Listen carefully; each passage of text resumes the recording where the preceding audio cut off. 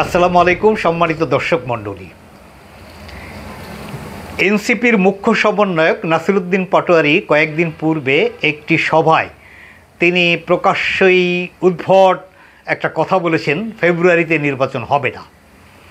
তিনি কেন এই কথা বলেছেন সে সম্পর্কে তিনি নিজে কোনো ব্যাখ্যা যেমন দেননি, তেমন তার রাজনৈতিক দল এনসিপিও কোনো ব্যাখ্যা এখন পর্যন্ত দিয়েছে এমনটি জানা নাই। ফেব্রুয়ারিতে নির্বাচন হবে না, তাহলে কবে হবে?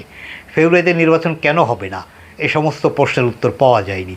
তবে হ্যাঁ, তারা গণপরিষদ নির্বাচন প্রথম হতে হবে, জুলাই সনদের আইনি বাস্তবায়ন ছাড়া নির্বাচন হবে না, সেই নির্বাচন ফলপ্রসূ হবে না, এমন কথা বলছেন। কিন্তু ফেব্রুয়ারিতে নির্বাচন কেন হবে না এই ব্যাখ্যা তাদের কাছ থেকে পাওয়া যায়নি। আরেকটি রাজনৈতিক দল বাংলাদেশি জামাতে ইসলামী, তারা বলছেন যে পিআর পদ্ধতি ছাড়া আগামী নির্বাচন হবে না, হতে দেওয়া হবে না, এবং এ নিয়ে তারা মাঠের আন্দোলনে সক্রিয় হবেন। আরেকটি রাজনৈতিক দল ইসলামী আন্দোলন বাংলাদেশ, তারা অবশ্য পিআরের পক্ষে জনমত তৈরির জন্য একটি মাসব্যাপী কর্মসূচি গ্রহণ করেছেন বলে দেখেছি। এটি নিশ্চয়ই রাজনৈতিক, তারা নিশ্চয়ই পিআর পদ্ধতির পক্ষে জনমত তৈরির জন্য, জনমত আদায়ের জন্য তারা রাজনৈতিক কর্মসূচি নিতে পারেন, এটি কোনো অন্যায় বা অন্যায্য কাজ নয়।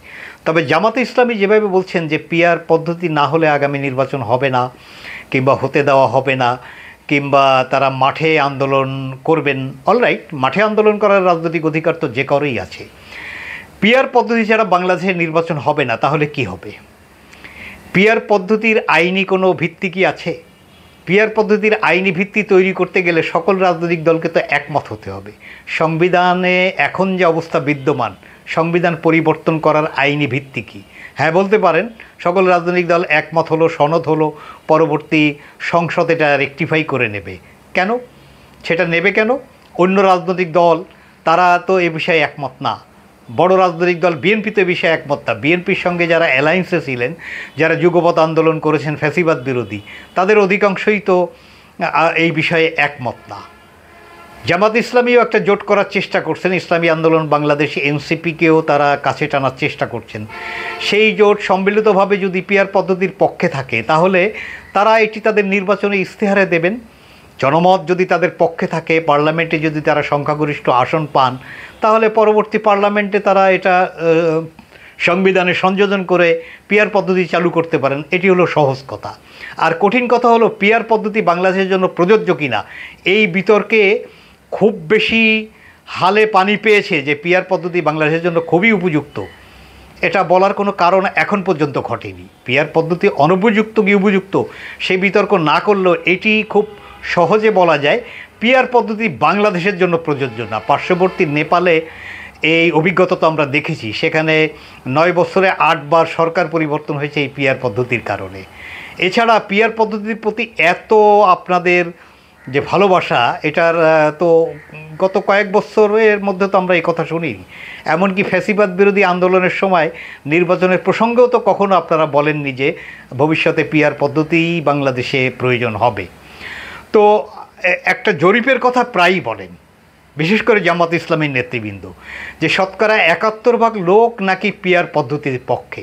ওকে, ভেরি ফাইন। তো 71% লোক যদি পিআরের পক্ষে থাকে এবং আপনারা যদি ইসলামী শাসনতন্ত্র আন্দোলন বা অন্যান্যদেরকে নিয়ে একটি জোট করতে পারেন, আমি যদি 21% বাদও দেই, 50% ভোট তো তাহলে আপনারা পাবেন জনগণের। আর 50% ভোট পেলে তো আপনারা অ্যাবসলুট মেজরিটি যেটাকে বলা হয়, 2/3 আসন নিয়েই তো সংসদে সরকার গঠন করার মতো আপনারা সংখ্যাগরিষ্ঠতা পাবেন। তাহলে পরবর্তী সংবিধানে সংশোধন করে পিআর পদ্ধতি সংযোজন করার সুযোগ তো আপনাদের আছেই। সেই আইনি সুযোগটা আপনারা গ্রহণ করতেই পারেন। 71% লোক যদি পিআর পদ্ধতির পক্ষ থাকে, অর্থাৎ জামাতে ইসলামীর বা ইসলামী শাসনতন্ত্র আন্দোলনের যে প্রস্তাব তার পক্ষে থাকে, তাহলে আপনারা জোট করে নির্বাচন করে জনগণের কাছে জনমত নিয়েই এই কাজটি করেন। বিএনপির ঘাড়ে বা অন্য যারা রাজনৈতিক দল এটি চায় না, তাদের পরে চাপিয়ে দিবেন কেন? চাপিয়ে দেওয়া পদ্ধতি তো এক ধরনের ফ্যাসিবাদী পদ্ধতি। তো এটি সামনে এনে মাঠে আন্দোলন করবেন। আন্দোলন করে কি করবেন? নির্বাচন প্রলম্বিত করা, বিলম্বিত করা, নির্বাচনে বিঘ্ন সৃষ্টি করা। একটা জিনিস তো সকলেরই মাথায় রাখা প্রয়োজন বলে মনে করি। এই যে মাত্র 2-1 দিন আগে একটি বক্তব্যে পলাতক ফ্যাসিস্ট হাসিনা তিনি খুব স্পষ্ট করে বলেছেন তিনি এখনও প্রধানমন্ত্রী, সংবিধান অনুযায়ী তিনি এখনও প্রধানমন্ত্রী। ইউনূস সরকারকে বরঞ্চ তিনি অবৈধ বলেছেন এবং তিনি ইউনূস সরকারকে হটানোর জন্য আহ্বান করেছেন। তাহলে আজকে নির্বাচন যদি প্রলম্বিত হয়, বিলম্বিত হয়, বিঘ্ন সৃষ্টি হয়, কোনো কারণে যদি নির্বাচনী ব্যবস্থা মুখ থুবড়ে পড়ে, আর কোনো কারণে যদি আপার স্বপ্ন অনুযায়ী আপা ফিরে আসতে পারেন, তাহলে তিনি সংবিধান অনুযায়ী প্রধানমন্ত্রী। এই যে তার যে স্বপ্ন, অলীক স্বপ্ন, এই স্বপ্ন বাস্তবায়নের পথটি কেন খোলা রাখছেন? এই প্রশ্নটি জনগণের পক্ষ থেকে তো আমরা করতেই পারি। একটা আতঙ্ক এবং আশঙ্কার মধ্যে, একটা অনিরাপদ অবস্থার মধ্যে রাষ্ট্রকে রাখাটা কতটুকু যুক্তিযুক্ত? বরঞ্চ একটি সুষ্ঠু, স্বাভাবিক, সকলের কাছে গ্রহণযোগ্য, সকলের অংশগ্রহণের একটি নির্বাচন, যেটি সরকার প্রত্যাশা করে ইতিমধ্যে কার্যক্রম গ্রহণ করেছে এবং এফেক্টিভলি কার্যক্রম গ্রহণ করেছে বলেই বিশ্বাস করার কারণ আছে, সেই বিষয়ে একমত হয়ে একটি স্বাভাবিক সুন্দর নির্বাচন হোক। যে দল সংখ্যাগরিষ্ঠতা লাভ করে সরকার গঠন করবে, তাহলে তো একটি রাষ্ট্রের সরকারি ভিত্তি আসে। একটা নতুন পার্লামেন্ট হলে পুরনো পার্লামেন্টের যে কথা শেখ হাসিনা বলেন সেটি অকার্যকর হয়ে যায়। একটি নতুন সরকার গঠিত হলে সাংবিধানিকভাবে এই যে বলেন শেখ হাসিনা দাবি করেন আমি এখনও প্রধানমন্ত্রী, সেই দাবি অচল হয়ে যায়। নতুন একটা সরকারের হাতে ক্ষমতা দিয়ে ইউনূস সরকার বিদায় নিলে বাংলাদেশে পতিত ফ্যাসিবাদী রাজনীতি, তাদের যে রাজনীতি, সেই রাজনীতি বাংলাদেশে অনেকটাই অপ্রাসঙ্গিক হয়ে যায়। এটি বোঝার জন্য তো নিশ্চয়ই সক্ষমতা আল্লাহ তাআলা আপনাদেরকে দান করেছে। সুতরাং একটি নির্বাচন এবং সেটি ঘোষিত সময় হওয়া যে বাঞ্ছনীয়, এটি আমরা বুঝি, আমাদের ধারণা আপনারাও বোঝেন। সুতরাং সেই পথে হাঁটাটাই জরুরি। নির্বাচন পিআর পদ্ধতি ছাড়া হবে না। বাধাগ্রস্ত করবেন, কিভাবে করবেন? মাঠে আন্দোলন করে। ফ্যাসিবাদী সরকার পতনের সময় যেভাবে আন্দোলন করা হয়েছে সেভাবে। সেটির বাস্তবতা বাংলাদেশে আছে। বাংলাদেশের সরকার কি চায়? নির্বাচন ফেব্রুয়ারিতে হোক। বাংলাদেশের বৃহৎ রাজনৈতিক দল বিএনপি এবং তার সাথে যারা যুগপৎ আন্দোলন করেছিল তারা কি চায়? ফেব্রুয়ারিতে নির্বাচন। তাহলে বিএনপি বা যুগপৎ আন্দোলনে তাদের সাথে অংশগ্রহণকারী রাজনৈতিক দল, এটাও তো একটা শক্তি, জনগণের শক্তি। সরকার একটি শক্তি। সেনাবাহিনীর ভাবভঙ্গি, মনোভাব, এটি কি বুঝতে চেষ্টা করেন? পুলিশের যিনি দায়িত্বে আছেন, স্বরাষ্ট্র উপদেষ্টা, তিনি কি বলেছেন? এগুলো যদি বোঝেন, তাহলে নির্বাচন বাধাগ্রস্ত করে রাস্তার আন্দোলনে একটি অস্থির পরিস্থিতি তৈরি করে নির্বাচন বিঘ্ন করা ছাড়া তো আর কিছুই পারবেন না। আর তার ফলে পতিত ফ্যাসিবাদী সরকারের ক্ষমতায় ফিরে আসার যে উৎসাহ, স্বপ্ন, সেই স্বপ্ন এবং উৎসাহকে তো রসদ যোগানো হবে। সুতরাং একটু ভেবে চিন্তে পরিকল্পনা করে কাজের দিকে যাওয়ার জন্য বলছি। আর তাছাড়া একটা কথা খুব স্পষ্ট করে বলা যায়, মুখে বলছেন পিআর পদ্ধতি ছাড়া নির্বাচন মানবেন না, জনগণের ঘাড়ে চাপিয়ে দিয়ে বলছেন জনগণ মানবে না। হোয়ারাস পিআর পদ্ধতি চালু হওয়ার আগেই তো সবচেয়ে আগে জামাত ইসলামী 300 আসনেই প্রার্থী ঘোষণা করেছেন। এমনকি অনেকে একটা সৌজন্যতার প্রত্যাশা করেছিলেন, যে বিভিন্ন রাজনৈতিক দলের পক্ষ থেকে এমন একটা সৌজন্যতার প্রত্যাশা অনেকেই করেছিলেন যে বেগম খালেদা জিয়া যদি নির্বাচন করতে সক্ষম হন, তাহলে তার আসনে অন্য কোনো রাজনৈতিক দল প্রার্থী দেবেন না, এরকম একটি সৌজন্যতার কথা। এটি বিএনপি প্রত্যাশা করে না, এটা ধরে নেওয়া যায়, সৌজন্যতার কথা। কিন্তু আপনারা খালেদা জিয়া যে সমস্ত আসনে নির্বাচন করতে পারেন, আল্লাহ তাআলা তাকে যদি সেই সুস্থতা দেন, তারেক রহমান সাহেব যে সমস্ত আসনে নির্বাচন করতে পারেন, বিএনপির সমস্ত সিনিয়র নেতৃবৃন্দ যারা অত্যন্ত গ্রহণযোগ্য, ফ্যাসিবাদ বিরোধী আন্দোলনে যাদের ভূমিকা ছিল, অন্যান্য যারা, তাদের সকল আসনে 300 আসনেই প্রার্থী ঘোষণা করে প্রার্থীদেরকে মাঠে নামিয়ে দিলেন সবার আগে। আর এদিকে বলছেন পিআর পদ্ধতি ছাড়া নির্বাচন হবে না। তো মুখে এক কথা আর কাজে আর এক রকম। এটিকে ইসলামের দৃষ্টিভঙ্গিতে কি বলে, শব্দটি অত্যন্ত নিকৃষ্ট বলে আমি উচ্চারণ করলাম না। তবে আপনাদের সঙ্গে এখন যাদের সখ্যতা, চরমোনাই পীর, সেই রাজনৈতিক দল ইসলামী আন্দোলন বাংলাদেশ, তারা কিন্তু কয়েকবারই এই শব্দটি আপনাদের ব্যাপারে উচ্চারণ করেছে। ফলে সেই জায়গায় সেই শব্দ উচ্চারণে জনগণকে বাধ্য করার মতো কোনো কাজ নিশ্চয়ই আপনারা করবেন না। জামাত ইসলামী সম্পর্কে খুব কড়া করে কথা বলা, যারা বিএনপির রাজনীতি বিলং করেন তাদের জন্য একটু কঠিন, এই কারণে যে দীর্ঘদিন জামাতের সঙ্গে বিএনপির একটা সম্পর্ক ছিল, যেই সম্পর্কে আন্দোলন ছিল, নির্বাচন ছিল, পার্লামেন্টে আসন সমঝোতা ছিল, একসাথে সরকার গঠন ছিল, এগুলো নিয়ে অনেকের আপত্তি ছিল। স্বাধীনতা বিরোধী, মুক্তিযুদ্ধের পক্ষ, এসব নিয়েও অনেক সময় অনেক কথা উঠলেও বেগম খালেদা জিয়ার অসম্ভব উদারতা নিশ্চয়ই এক্ষেত্রে আমরা স্মরণ করতে পারি। ফলে এই ধরনের একটা কঠিনতর সম্পর্ক যাদের সঙ্গে দীর্ঘদিন ছিল, পরস্পর তাদের বিরুদ্ধে কড়া কথা বলা এটি কঠিন। তবে জামাতে ইসলামী সহ অন্যান্য সকল রাজনৈতিক দলকে আগামী ফেব্রুয়ারির নির্বাচনের ব্যাপারে ইতিবাচক ভূমিকা রেখে একটি শক্তিশালী পার্লামেন্ট এবং সরকার গঠনে ভূমিকা না রাখলে পতিত ফ্যাসিবাদী সরকারের জন্য একটা বদ সুযোগ খোঁজার অবারিত অবস্থা রেখে দেওয়া হয়, সেটি যে ঝুঁকিপূর্ণ এটি বোঝার জন্য বিশেষভাবে অনুরোধ করছি। সরকার প্রধান উপদেষ্টা তিনি গত 5ই আগস্ট ফ্যাসিবাদের পতনের বর্ষপূর্তি দিবসে স্পষ্ট করে জাতির উদ্দেশ্যে ভাষণে ফেব্রুয়ারির প্রথমার্ধে নির্বাচনের কথা বলেছেন। সে মর্মে তিনি নির্বাচন কমিশনকে চিঠি দিয়েছেন। নির্বাচন কমিশন তা নিয়ে কর্মকাণ্ড শুরু করেছে। তারা আগামী সপ্তাহে স্পষ্ট রোড ম্যাপ নির্বাচন সম্পর্কে দেবেন, এটি তারা নিশ্চিত করেছেন। আরেকটি কথা, পিআর পদ্ধতিতে নির্বাচন হতে গেলে এই যে নির্বাচনী কাঠামো, সংবিধান, আইনি ব্যবস্থা সবই পরিবর্তন করা প্রয়োজন হবে। সেটির সময় আছে, সেটির আইনগত কোনো প্ল্যাটফর্ম আছে যেটি এটি বাস্তবায়ন করবে।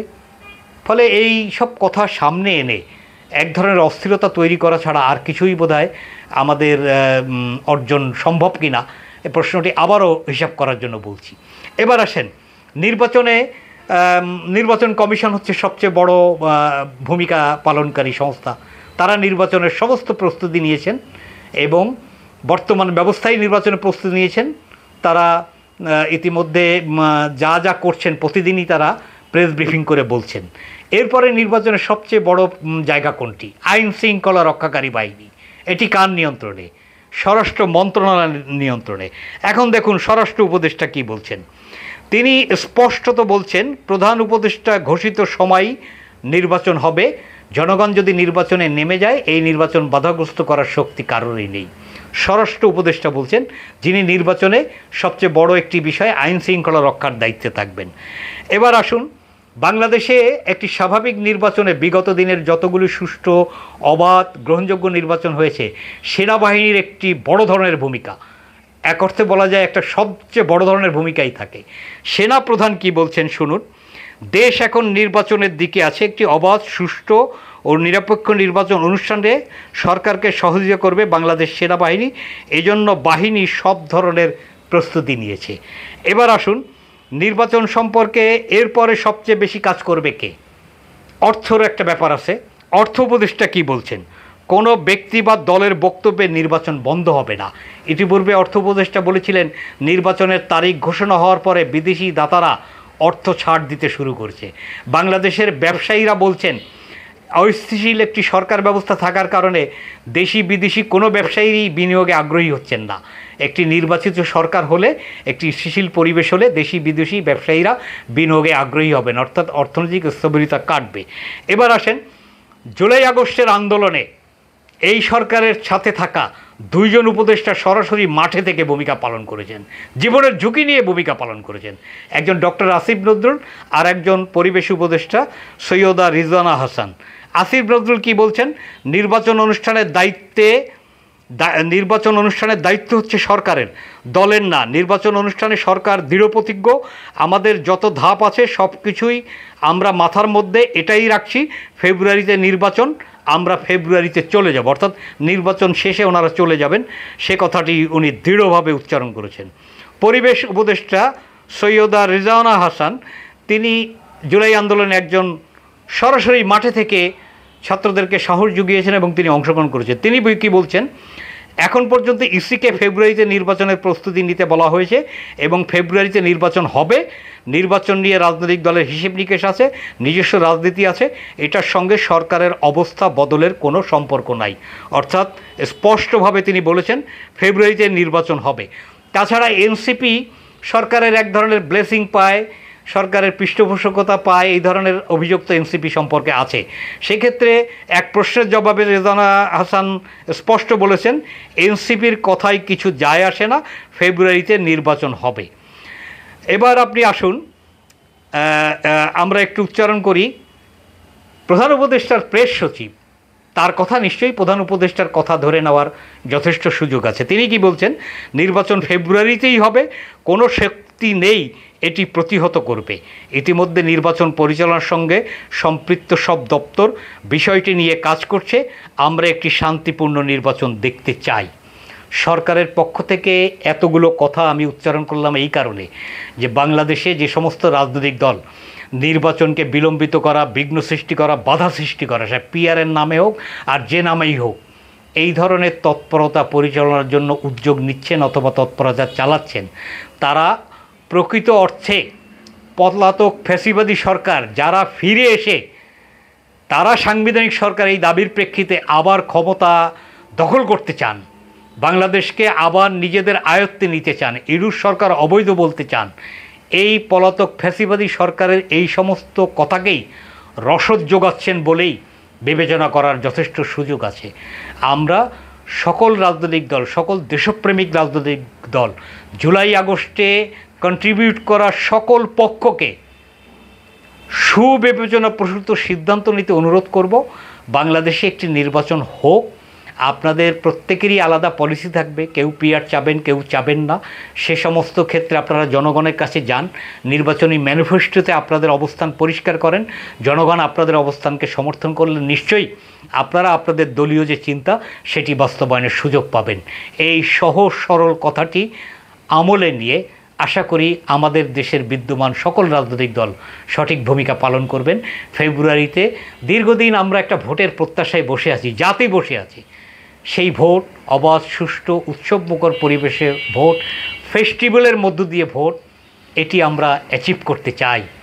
আমাদের এই চাওয়ার পথে আশা করি কেউ কোনো রকম বিঘ্ন সৃষ্টি করবেন না।